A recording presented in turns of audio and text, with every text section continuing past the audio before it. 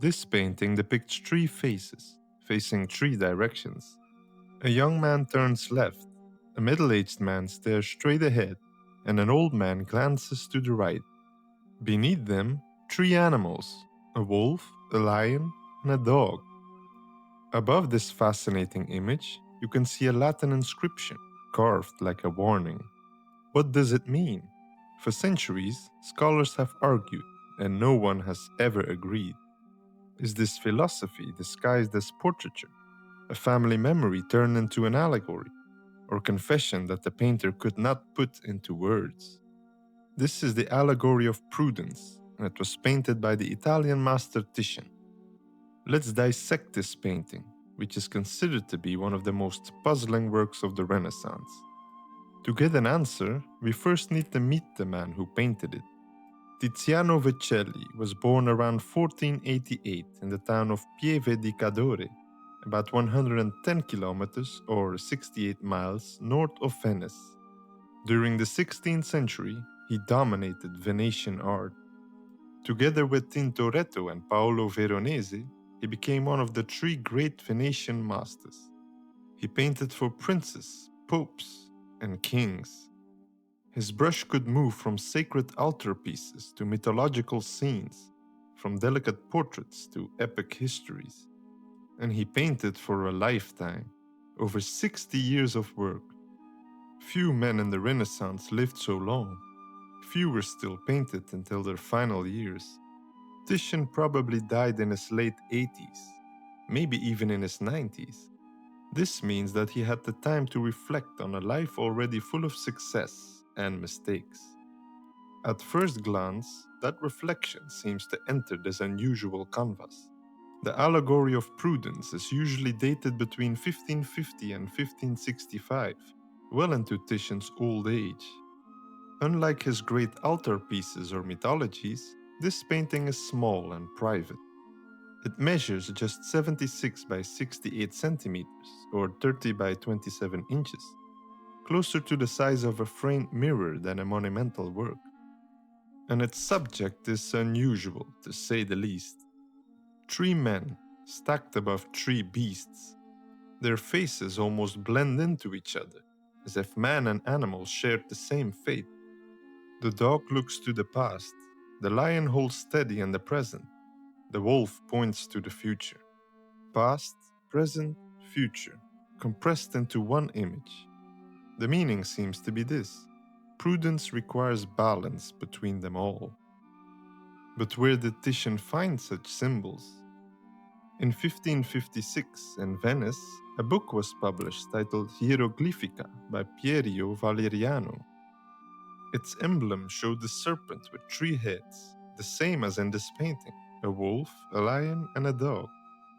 Together, they stood for prudence. Did Titian take the idea directly from this book? Perhaps. Or perhaps the motive was already circulating in Venice at the time. Either way, the source explains the structure, but not the purpose.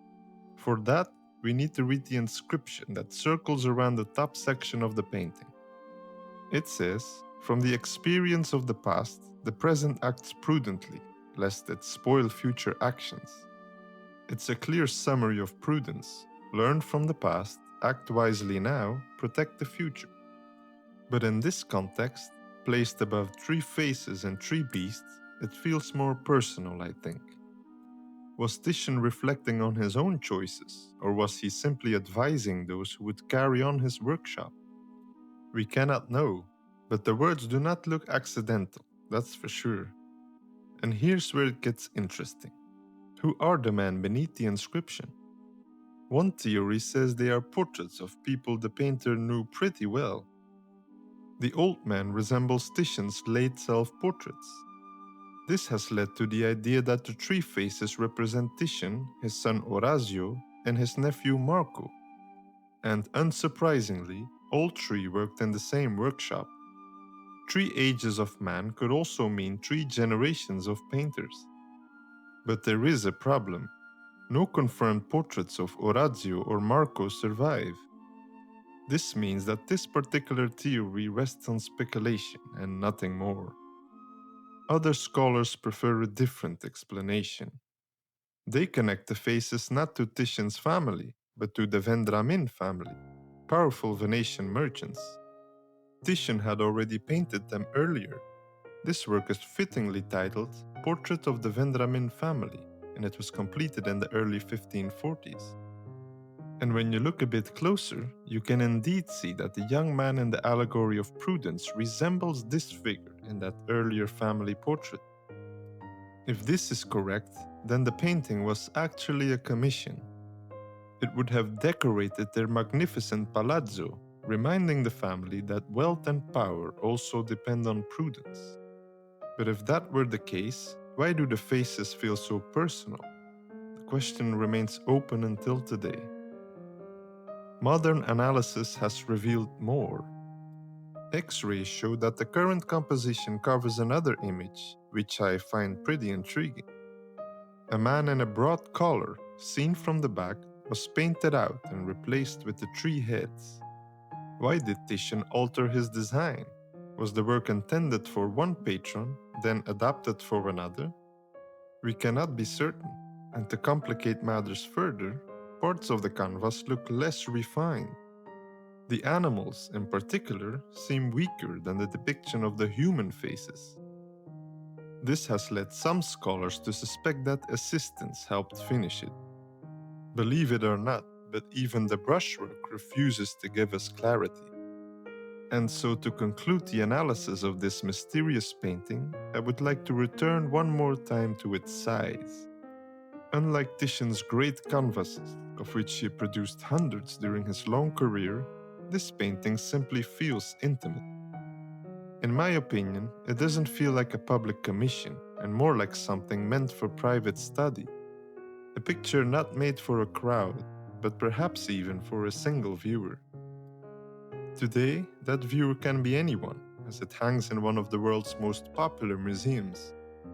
After passing through collectors and noble families for many centuries, it entered the National Gallery in London in 1966. Titian painted many masterpieces, and many hang in room 8 of this very museum, but few remain as enigmatic as this one. The Allegory of Prudence forces us to think about what we are looking at, but it simply refuses to give us a definite answer.